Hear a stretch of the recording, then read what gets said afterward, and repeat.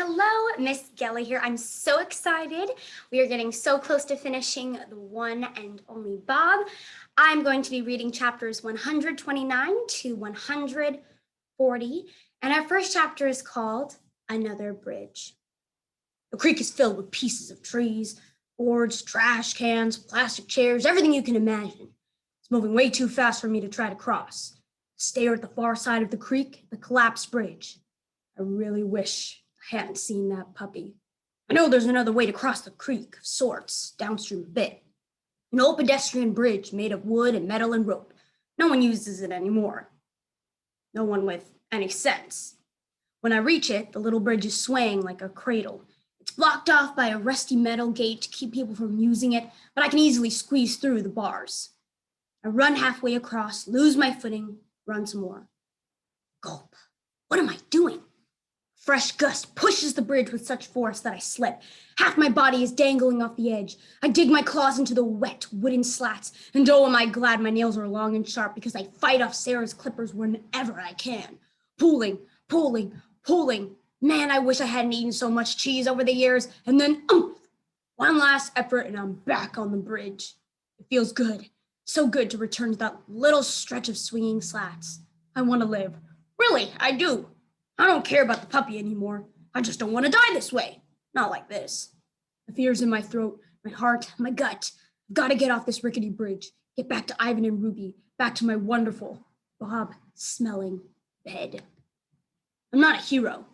Never have been, never will be. I can live with that, because at least I'll be alive. Turn, moving snail slow because the stupid bridge just won't stay put, crawling on my belly so I won't lose my footing again. Almost to the end, I glance back like a fool. Just in time to see the car with the puppy lurch loose from its mooring in the tree, swirling into the middle of the creek like a toy boat in a bathtub. The puppy isn't howling or anything. He's just lying on his belly, same as me, waiting. What a nincompoop, I think yet again, and I'm honestly not sure whether I mean him or me. Hero. I will not lie. I'm not thinking, oh yay, now I get to be a hero. Nope. I'm thinking, you have got to be kidding me. Just a few more seconds, I would have been out of here. I may or may not use a few other choice words. Way worse than anything that Jay came up with. Then I run back to the middle of the bridge and wait a split second, maybe two, maybe three, and I jump. Cartoons. I ain't proud of this, but halfway down, I remember that I really don't like riding in cars. I'm sort of dog paddling the air, thinking I could slow things down, maybe even reverse direction, like Wile E. Coyote in those old cartoons. Cartoons are ridiculous for a reason. Not a movie. So in a movie, I'd land all graceful and tough and grab that little guy. But this isn't a movie. Kinda land on top of him, legs splayed like a bug on a windshield. Not enough to smush him, but definitely enough to annoy him. Car spins, dips right at itself. Hi, I say. I'm your Uncle Bob. If you're my uncle, why are you trying to kill me? He asks. Pup has a mouth on him for being so tiny. I'm saving you, dude. I grab his scruff with my teeth. Ouch, he says. The car seesaws. I scrabble, clawing at the slick skin of the roof. My nails make a horrible scraping sound. It's like trying to hug a whale. Can you swim? I ask out of the side of my mouth. It's hard to talk with a puppy between your teeth. No. Can you? Yes, but I suspect the degree of difficulty will go up considerably with a puppy in my mouth. The car lifts, recovers, lopes along like a jackrabbit in tall grass. My claws make tracks in the paint. How'd you get on top of the car? I ask. Wasn't easy. Branch broke through one of the windows. I climbed out that way. Impressive. By the way, says the puppy, I think we may be sinking. No kidding, Sherlock. I don't mean to sound unkind. I'm a bit stressed. I don't have a name, actually. How about Rowdy? I suggest. Here it's available.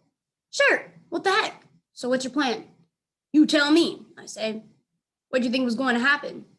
I figured someone would come along and save me. Some human, maybe? Dog's best friend, I say. If you say so.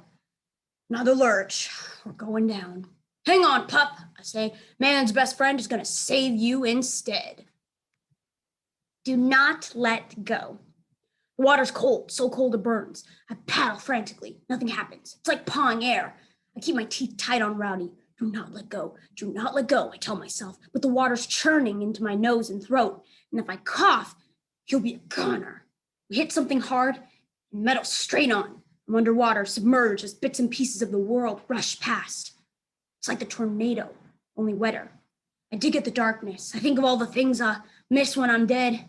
Cheese tops the list. Well, okay, maybe Ivan and Ruby and Julia and George and Sarah top the list.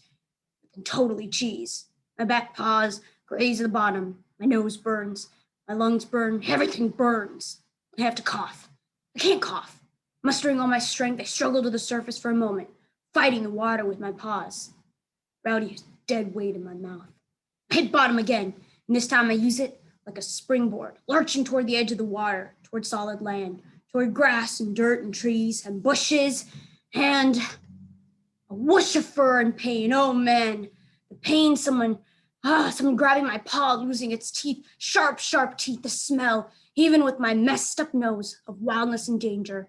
Something grabs my scruff, yanks, pulls me to safety, back to the world, back from the brink. Camus again. Camus has me. He drops me to the mud. His teeth smell of blood. My blood. I drop Rowdy. My teeth smell of blood too. For a long time, no words come, just panting, coughing, panting some more. Nothing from the puppy. I shove him with my paw, nudge him with my nose. Nothing. I look at Camus, his fur spiked, his eyes wild, different, and knowable. I guess they didn't shoot you, I say. They tried, he says, eyes on the puppy. Thank you for... I trail off. He glances at me. Didn't do it for you. A pause. Did it for me. With his right front paw, he claws at the puppy. And Rowdy, hey! I say without really thinking, or registering the size of his paw, or realizing that he's drooling just a little. Yeah. I put my paw, my puny, pathetic loser paw on Rowdy too. He's my nephew, and well, I didn't take you for the sentimental sort, Bob. Not just, you know how it is. No, actually, I don't know. I'm a wild animal, not a pet. Still, I clear my throat and remind myself that rolling over and peeing myself is not an acceptable option. Still and all, he's scrawny, might even be dead. Who knows? Got better breakfast at the park. I recognize all too well the look he gives me, the look of sadness and loss and anger, the look of someone who will never forgive the world. He's running with the puppy, dangling from his jaws before I even know what's happened. How? I don't know how I do it. If I did know, maybe I could understand the other parts of me. The wolf part. I run faster than I've ever run. I growl louder than I've ever growled. I grab Camus' throat. I clamp down. I do not let go. Gone. He can kill me with a sidelong glance and a half-hearted bite. He can kill me. I know that. But he doesn't. He drops the puppy. He shakes me off and pulls free. He pauses, looks at me like he's seeing me for the first time. He gazes at the sky, thick with clouds, no moon, barely any sun. He raises his head. His howl is long and sad and beautiful. He runs. First aid. Rowdy still isn't moving. I don't know what else to do, so I bite the heck out of his tail. Perks the little guy right up. The truth. It hits me then. I'm so tired, so banged up. I can't go on even if I want to. Carry Rowdy to a sheltering tree, cuddle him close, give him a couple licks for good measure. Now what? He asks. Now?